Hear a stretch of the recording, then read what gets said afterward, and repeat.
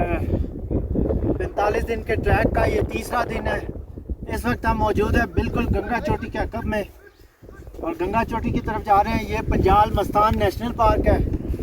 हम शुक्रिया अदा करते हैं MTBC का और दयार रिजॉर्ट का जो हमें इसमें स्पॉन्सर कर रहे हैं, और जितने अहबाब हमारे साथ हमारे इस टूर को एंजॉय कर रहे हैं और हमारा साथ दे रहे हैं इस टूर में, हम उनका भी शुक्रिया अदा करते हैं।